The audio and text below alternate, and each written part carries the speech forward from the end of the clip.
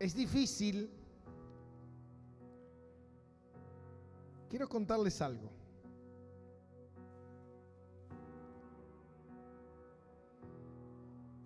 Nosotros podemos usar la Biblia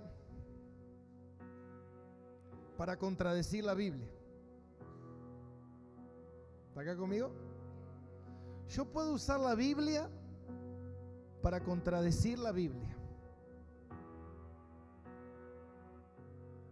Lo dejo ahí para que piense. Yo puedo usar la Biblia para contradecir la Biblia. Ahora, cuando uno se sumerge en la palabra de Dios y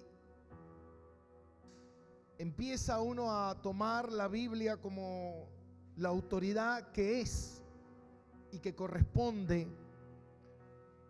uno empieza a encontrarse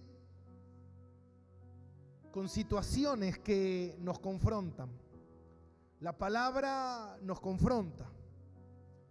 Por eso a veces es más fácil, más conveniente, más rentable cuando nos salimos de la palabra de Dios y la acomodamos a el gusto del cliente.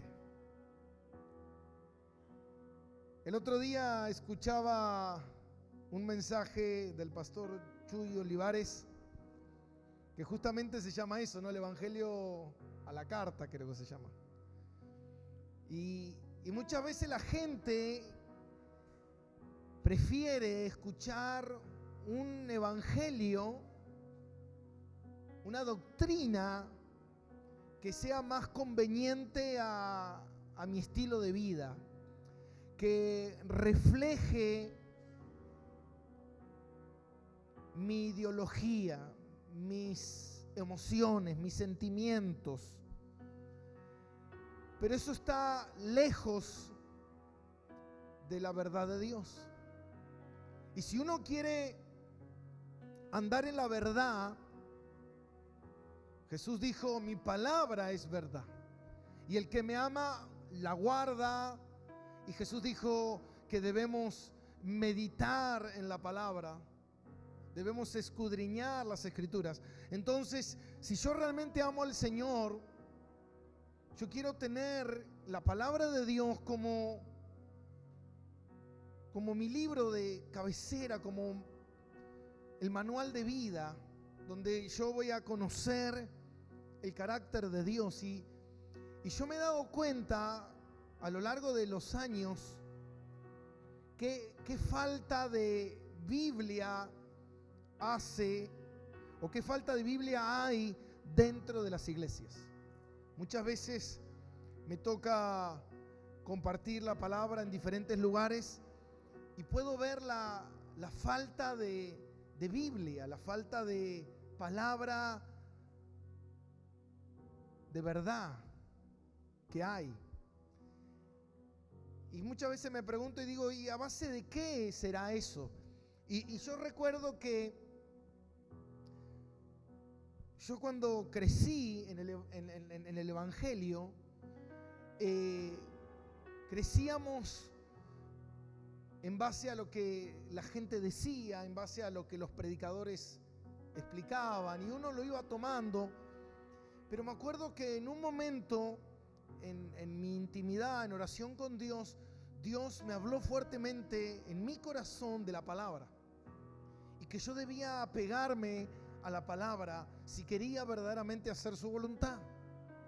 Y me acuerdo que a partir de ahí dije, yo tengo que invertir tiempo en mi vida en la palabra de Dios. Y a partir de ahí empecé a estudiar la palabra de Dios, empecé a meterme en profundidad. Pero ¿sabe qué, mi hermano? Cuando empecé a hacer eso me di cuenta de las carencias que yo tenía. Me di cuenta de que yo creía una cosa que no era.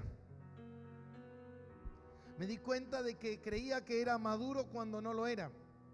Me di cuenta que emocionalmente no tenía quizás la madurez que necesitaba. Me di cuenta de que había falta de seguridad, confianza en Dios, de de estar descansando en el Señor, de que mis emociones muchas veces eran las que controlaban mi vida y no la palabra o la dirección de Dios. Y así un montón de cosas. Entonces yo dije, wow, qué difícil es esto. Y en realidad no es difícil. En realidad nosotros lo hacemos difícil. ¿Por qué? Porque nosotros preferimos de cierta manera siempre diluir la palabra de Dios. No sé si agregar, pero sí distorsionar siempre la palabra. Distorsionarla de una manera que sea beneficiosa, y la palabra no se puede distorsionar. La palabra de Dios, el libro de Dios está cerrado, el canon está cerrado. Nadie puede ni quitar ni agregar. Está cerrado, el canon está cerrado. Significa que esto es lo que Dios nos reveló a nosotros para que nosotros le conozcamos. Yo no puedo conocer a Dios con 2 versículos bíblicos. Yo no puedo conocer a Dios con 5 versículos bíblicos, con 10 versículos bíblicos, con 100 versículos bíblicos. Yo necesito conocer a Dios con la Biblia entera. ¿Se entiende? Entonces, si yo no tengo ese conocimiento, ese tiempo, esa dedicación, ese pasar mucho tiempo con la palabra de Dios, con la iglesia, con el mensaje, muchas veces me va a llevar a mí a tomar decisiones, a decir cosas que están erradas. El otro día escuchaba un testimonio que el pastor Miguel Núñez contaba y me impactó, y se los quiero contar. Dice que él cuenta de un pastor, un conferencista muy conocido, y que en un momento lo invitan a una conferencia de 3 días, y el primer día que él empieza a predicar en esa conferencia había asistido mucha gente. Había en las primeras filas había un matrimonio y un hombre que se dormía en el mensaje. ¿A cuántas veces nos pasó que tenemos ganas de dormirnos, no? Cuando alguien predica te da un sueño. Dice que se dormía el hombre y que él empezó a generar un juicio en su mente. Empezó a decir, mientras él predicaba, él estaba haciendo un juicio en su mente. Decía, ¿cómo puede ser? Este hombre no se da cuenta lo que está haciendo. Como que él se sentía que este hombre no le importaba el mensaje. Él estaba viendo que este hombre despreciaba lo que él estaba diciendo. Y al día siguiente este hombre estaba ahí de vuelta y se seguía durmiendo. Y dice, yo no lo puedo creer. ¿Cómo lo dejaron en la primera fila? ¿Cómo lo dejan poner en el primer lugar? ¿Por qué no lo ponen atrás? Y él seguía enojado con este hombre. Y al tercer día dice, no será cosa que me voy a encontrar con este hombre. Y al tercer día se encuentra con este hombre y de vuelta se empieza a dormir. Y él empieza a enojarse de tal manera que él no podía entender cómo. Decía, seguramente lo trajeron obligado, seguramente él no quería estar acá, seguramente él está forzado en este lugar. Y él estaba aireado, enojado por lo que estaba sucediendo. Al terminar esos 3 días, dice que este matrimonio se acerca y la mujer le dice, pastor, nosotros queríamos pedirle disculpa porque quizás usted habrá notado que mi marido se dormía, pero es porque él tiene un cáncer terminal. Y en esta última semana que los médicos dijeron que le quedaba de vida, su único deseo antes de partir era conocerlo a usted.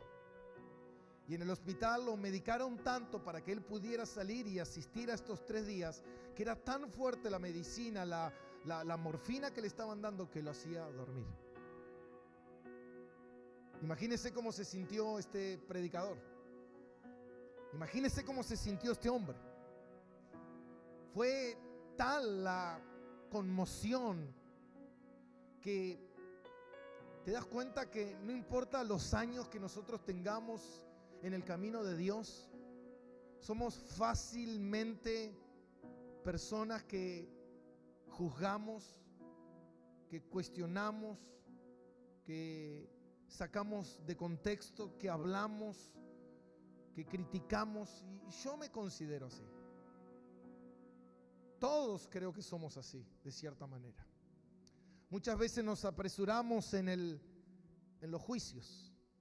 Muchas veces enseguida sacamos nuestra opinión por lo que estamos viendo, y lo que estamos viendo nos está determinando lo que está sucediendo, pero eso no es cierto. Y esto demuestra que no era cierto. Él veía a un hombre dormirse, pero él no estaba viendo que era un hombre que su último deseo antes de morir era estar en esa convención esos 3 días. ¿Qué hubiese pasado si él se hubiese enterado antes de empezar los 3 días de este hombre? ¿Cómo hubiese sido su vida? ¿Cómo hubiese sido sus 3 días de reunión? Él estuvo 3 días envenenado, 3 días enojado. ¿Se dan cuenta que muchas veces no conocemos el contexto en general? ¿Se dan cuenta que muchas veces simplemente decimos las cosas porque nos parece? Y eso es lo que tiene que ver con el mensaje de hoy. Por eso utilicé esto para poder entrar en la palabra y poder caminar juntos.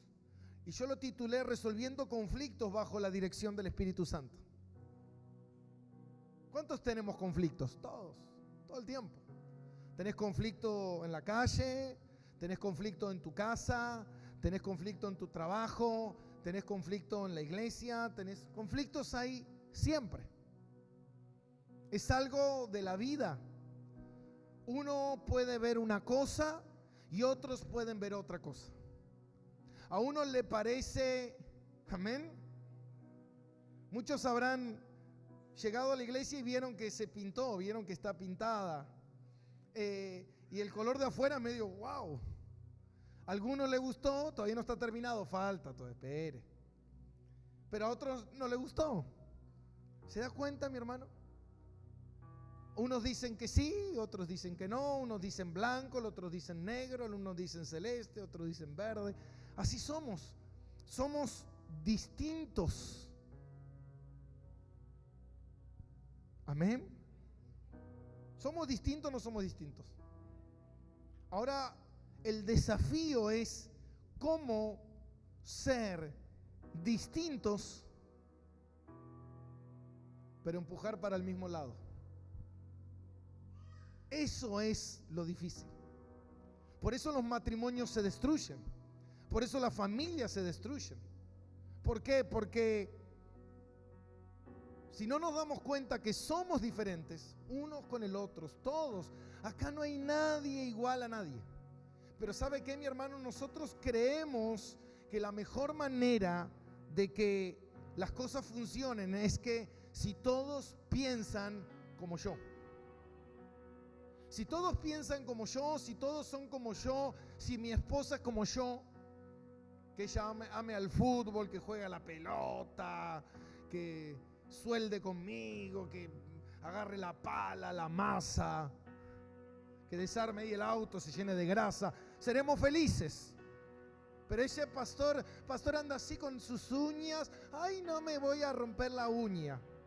¿Y qué te cree que sos? Nosotros creemos, hermano, no te casaste con Cacho el mecánico. ¿Se da cuenta? Entonces nosotros creemos que la gente, el otro, tiene que ser igual que yo para que funcionemos. No. Tenemos que ser distintos, somos distintos.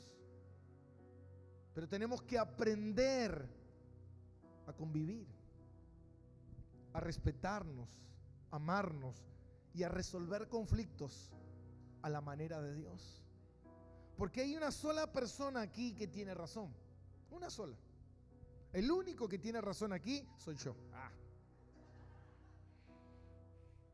Un genio el tipo. El único que sabe, hermano, es Dios. Y para eso nos dejó la palabra, un manual para aprender a resolver conflictos. Yo les decía hace un rato a unos hermanos, y yo les decía, tú puedes aferrarte de cualquier pasaje de las Escrituras. Tú puedes tomar tomar aquel, aquel, lo otro. Pero en un momento le preguntaron a Jesús, ¿cuál es el mandamiento más importante? ¿Qué es más importante? ¿Cuál es el mandamiento más importante? Y Jesús dijo, el mandamiento más importante es amarás al Señor tu Dios y amarás a tu prójimo. ¿Qué significa eso? Amarás a tu prójimo como a ti mismo. Según como tú estés amando a Dios, vas a amar a tu prójimo. Si yo no amo a Dios, no puedo amar a mi prójimo según la manera de Dios. Ahora fíjate algo, pero la Biblia me avala de esto, la Biblia me avala aquello, la Biblia dice esto, la Biblia dice lo otro. Pero ¿qué está por encima de la Biblia? Dice la palabra de Dios, la preeminencia del amor. Tú puedes tener todas las profecías, tú puedes tener todo el conocimiento, tú puedes tener toda la letra, tú puedes tener todos los argumentos, todos. Que la cara del otro, que el que me dijo, que me habló, que no me quiere, que todos los argumentos. Pero hay un argumento en el cual tú no puedes anular: el amor. Lo que tú hiciste o lo que estás haciendo a la otra persona, ¿fue por la palabra? ¿Fue por la Biblia? ¿Fue por la profecía? ¿O fue por amor?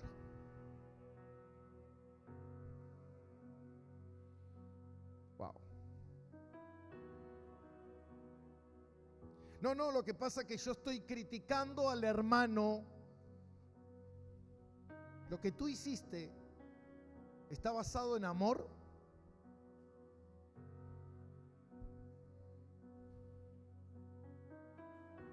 Esa es la pregunta. No preguntes si el otro obró en amor.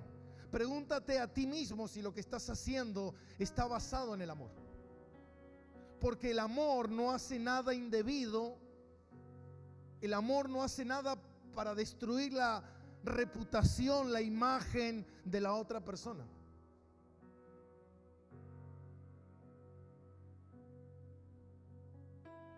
Esa es la pregunta.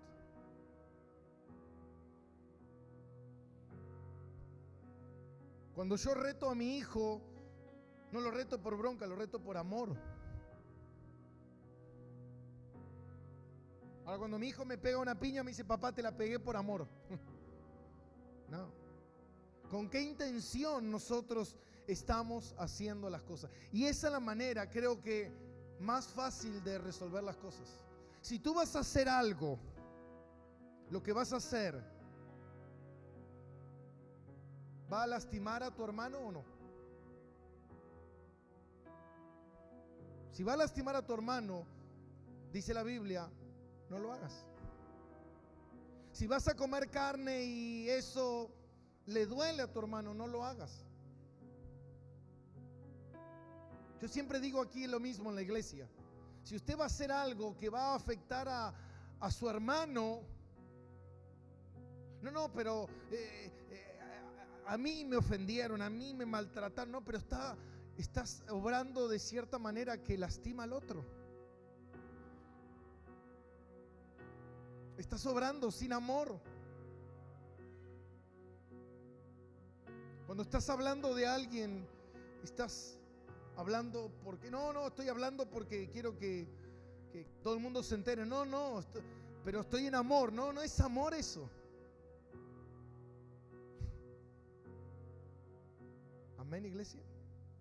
Resolviendo conflictos bajo la dirección del Espíritu Santo. Y recuerden que el otro día, mientras continuábamos con el estudio del libro de los Hechos, pudimos ver que se armó en Antioquía de Siria, se armó un conflicto. Y ese conflicto que se armó fue grande. Diga conmigo, grande.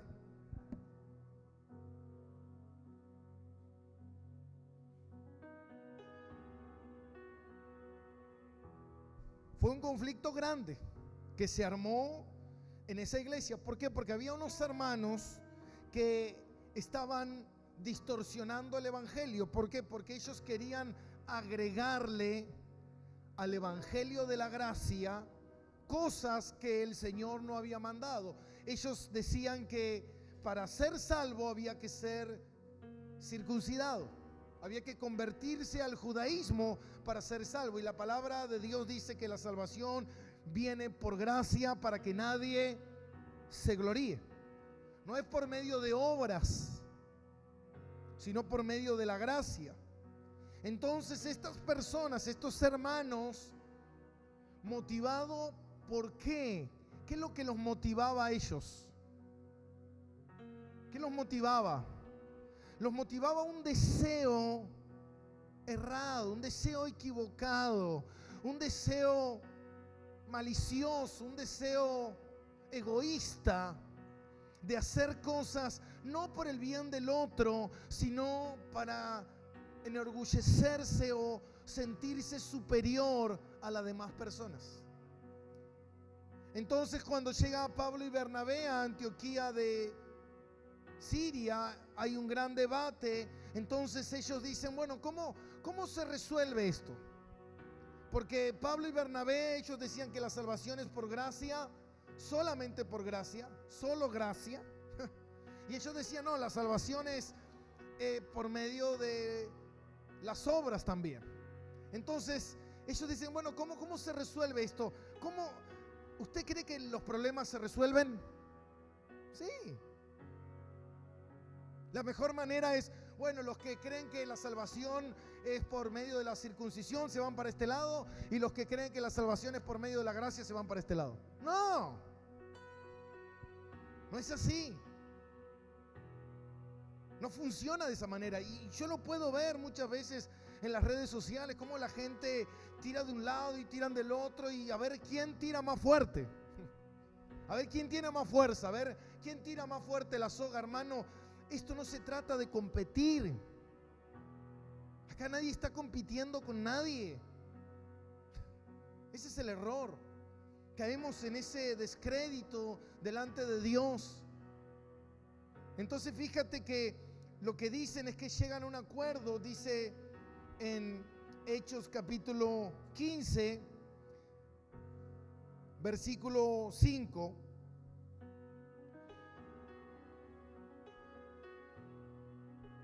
En realidad van a Jerusalén, dice en el versículo 4, llegado a Jerusalén fueron recibidos por la iglesia. Versículo 6, y se reunieron los apóstoles, los ancianos, para conocer de este asunto. Cuando ellos llegan a Jerusalén, llevan el problema, llevan el conflicto que estaba ocurriendo. Pero ¿a quién se lo llevaron? Ellos lo llevan a Jerusalén porque Jerusalén era la iglesia madre, la primera iglesia, la iglesia que estaban los apóstoles y que tenía un líder. Y ese líder, ¿quién era el líder de esa iglesia? ¿Quién era? ¿Tiene idea quién era? Jacobo, el medio hermano del Señor, también conocido como Santiago. Él estaba ahí, estaba Jacobo ahí en Jerusalén, y estaban los apóstoles, estaba Pedro, que era el apóstol mayor de todos los apóstoles. Y estaban ahí, y ellos van a Jerusalén a resolver un asunto. Hermano, las cosas no se resuelven como nosotros creemos que las resolvemos. Tenemos que aprender a resolver asuntos. Tenemos que aprender a resolver conflictos. Porque mientras no aprendamos a resolver conflictos, Dios nos va a seguir permitiendo seguir estando en conflicto hasta que un día aprendamos cómo se resuelve.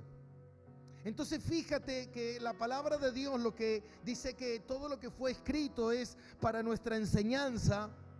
Entonces algo que Dios se tomó en su tiempo para desarrollar esto, Digo, es para nada, quitemos de la Biblia una hoja, no sirve para nada. No. Esto nos está enseñando una lección. ¿Y cuál es la lección que nos está enseñando? A cómo resolver un conflicto. Y dice que bajaron a Jerusalén y fueron recibidos por los apóstoles y por los ancianos. Ellos acudieron a los ancianos y los apóstoles de la iglesia. Ellos fueron a las autoridades. Por eso muchas veces yo siempre digo, cuando hay un conflicto y a veces cuando la gente viene y me dice, mira, yo no estoy de acuerdo con esto, o esto no pasa así de esta manera. Bueno, mira, hablemos con alguien con mucha más autoridad. Hablemos con alguien. No, pero lo que pasa es que las personas que tienen autoridad son amigos tuyos, conocidos tuyos. No es así. O tenemos que ir a la palabra de Dios. Dice que este concilio, que era una asamblea que se estaba haciendo no para votar, mi hermano, sino para aprender qué es lo que Dios quiere. Acá no se trata de votar, a ver quién están a favor y quién están en contra. No, acá esto se trata de conocer la voluntad de Dios. Porque si no seguimos la voluntad de Dios, estamos siguiendo la voluntad de los hombres.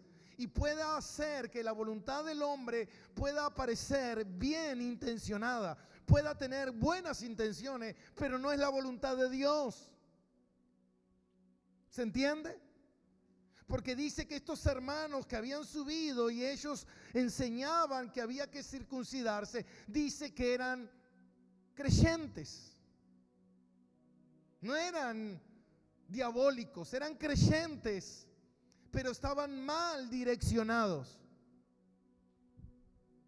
Y eso es peligroso.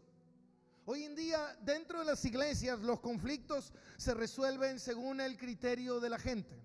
Cómo yo lo veo, cómo me parece a mí, qué es lo que yo pienso, qué es lo que yo entiendo de todo esto, y lo resuelvo de esa manera. Y si no me gusta, lo hago a mi manera. No es así, porque ya no somos dueños nosotros de nuestra vida, Dios es el dueño. Entonces, si usted tiene un problema, usted tiene que acudir a sus líderes, acudir a su pastor. Y si el problema es mucho más grande, entonces llamaremos a otros pastores y veremos esto a la luz de la palabra, con el peso de la palabra, cómo resolver este asunto. Lo que pasa es que a veces queremos no hacer eso. Por eso dice que el que está en tinieblas anda en la oscuridad, anda de noche, que nadie lo vea, como ladrón, anda de noche para que nadie descubra sus artimañas. Pero el que está en la verdad anda en la luz. Yo no tengo nada que esconder. Nos sentemos, charlemos, hablemos, busquemos la voluntad de Dios en este asunto. Pero cuando no se está interesado en conocer la voluntad de Dios, ¿por qué? Porque si yo conozco la voluntad de Dios, va a ser contraria a mi decisión y voy a perder credibilidad, voy a perder fidelidad, voy a perder estatus, voy a perder poder, y no quiero eso. Entonces, ¿qué voy a hacer? Voy a hacer las cosas de una manera secretas.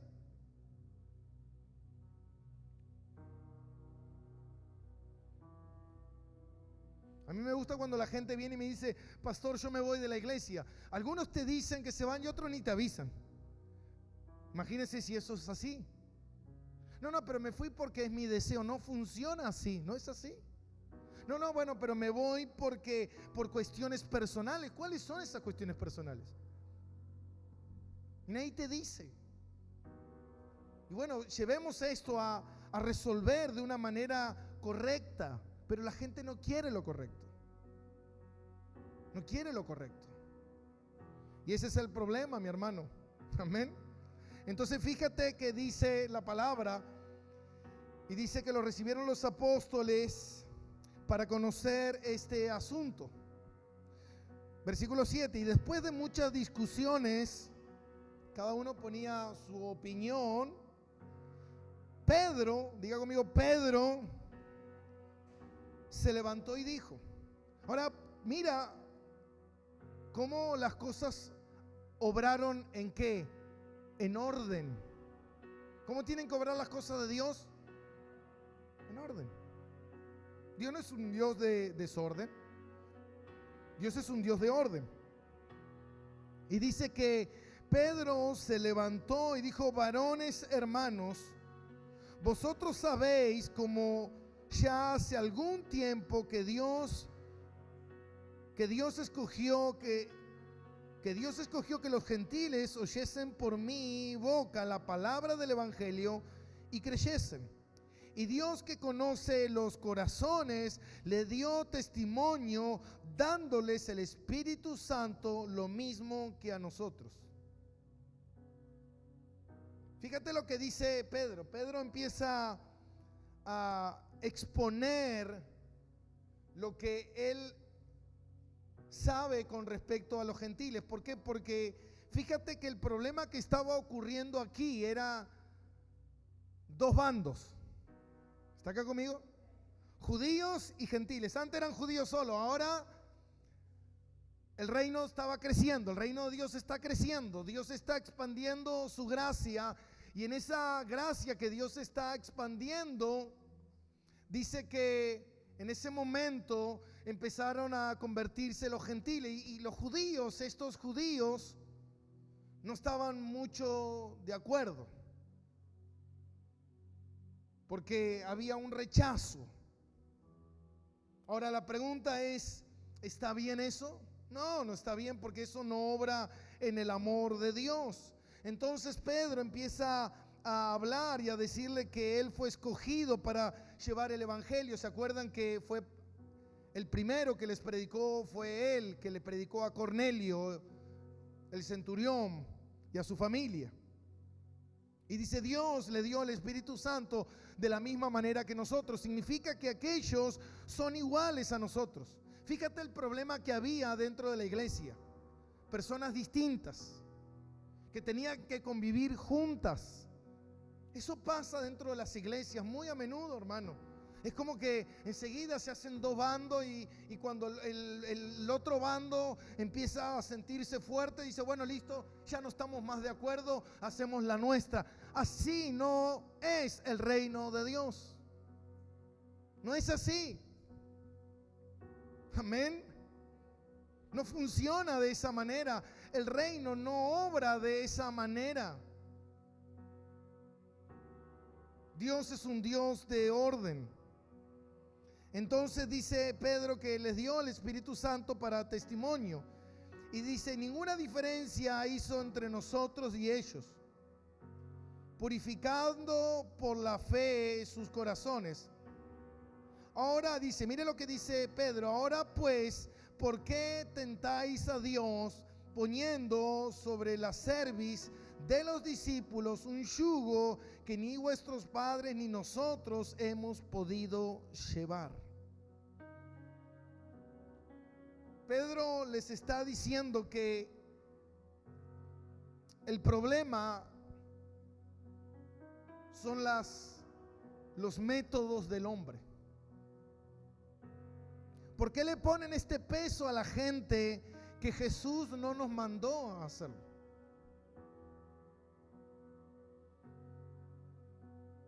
¿Por qué somos así?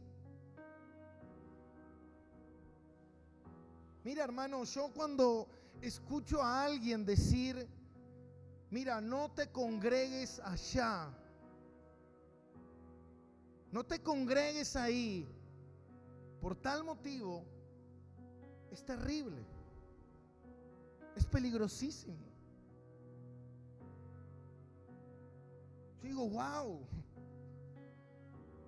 ¿con qué autoridad tú estás diciendo eso? No, porque la palabra no.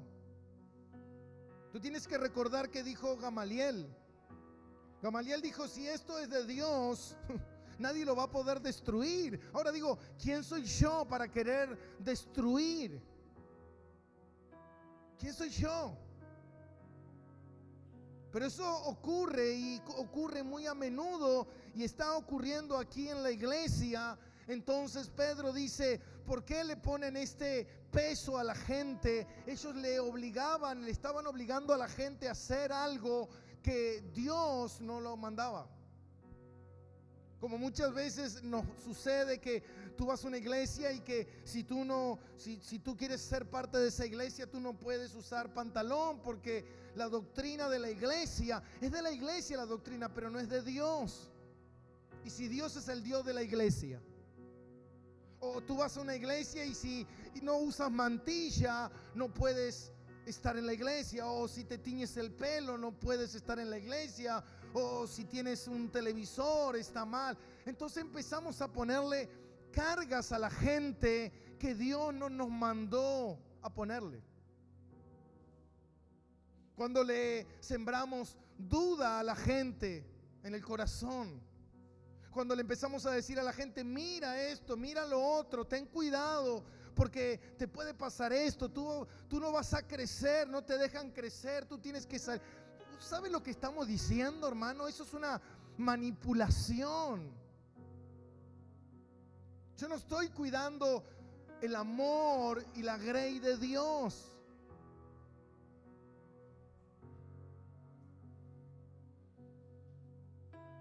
¿Usted cree que eso es de Dios? No. Dios no obra de esa manera.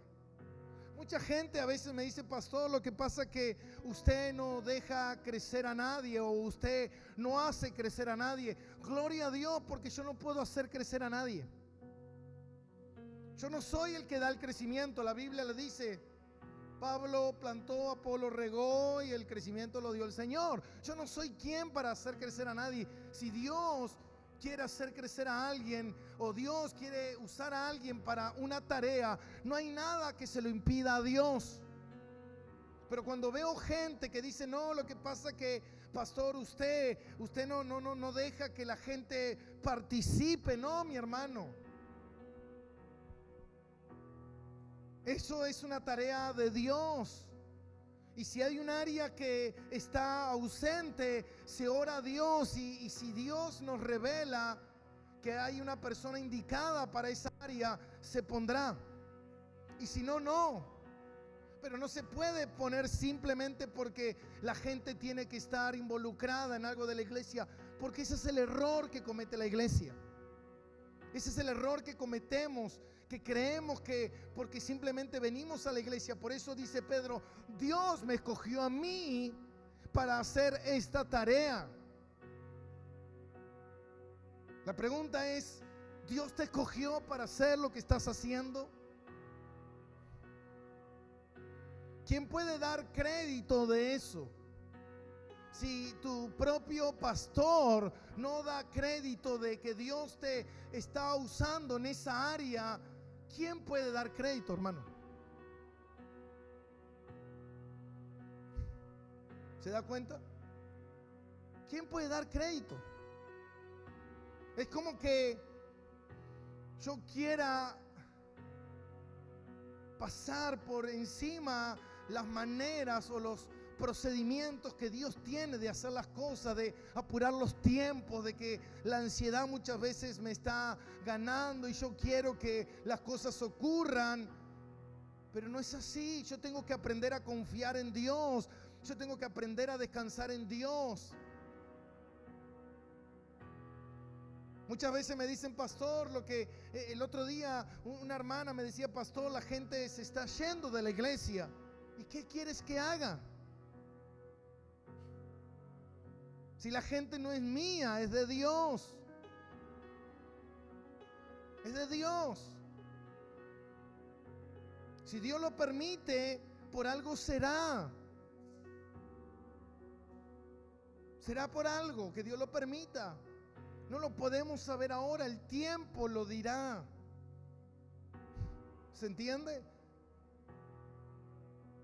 Pero nosotros tenemos que confiar en Dios, seguir descansando en Dios, que Dios sabe lo que Él hace, que Dios sabe cómo Él está haciendo las cosas, y nosotros tenemos que estar tranquilos en Dios. Dice la palabra que tenemos que estar descansados en el Señor. Amén. Ahora fíjate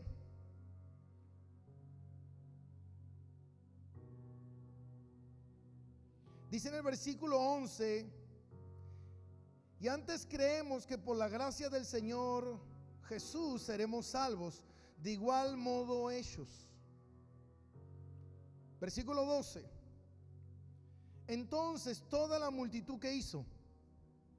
¿Qué hicieron? Cayó y oyeron a Bernabé y a Pablo. Fíjate que la gente que estaba hablando en ese concilio, en esa asamblea, no eran todos. Eran las personas que tenían un cierto conocimiento de la palabra de Dios. Eran personas que tenían autoridad en la palabra de Dios.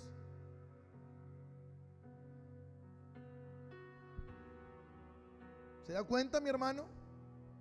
Que Pablo le dice a Timoteo: Timoteo, usa bien, sé preciso al manejar la palabra de Dios. No podemos manejar la palabra de Dios a nuestro antojo. Entonces dice que la multitud cayó, y en ese momento se oyó a Bernabé y a Pablo, y dice que contaban cuán grandes señales y maravillas había hecho Dios por medio de ellos entre los gentiles. Bernabé y Pablo empiezan a contar cómo Dios los respaldó y cómo la gente se convertía sin la circuncisión. Se convertían por medio de la gracia. ¿Se dan cuenta? ¿Se dan cuenta, mi hermano? Cómo el Señor dice: el Señor es el que está obrando. No podemos imponerle a la gente a hacer algo que Dios no les mandó a hacer. Por eso nosotros aquí dentro de la iglesia tenemos que enseñar a la gente a que la gente tiene que hacer lo que Dios dice en su palabra. Yo no le puedo decir a usted, hermano, haga tal cosa, porque le estaría diciendo que haga algo que Dios no mandó a hacer. Cuando yo le digo a la gente: ve aquí, ve allá, vete aquí, vete allá, entra allá, sale allá, la pregunta es: ¿Dios me mandó a hacer eso? ¿O es algo que a mí me parece? A mí Dios me mandó a predicar la palabra, y eso es lo que yo tengo que hacer.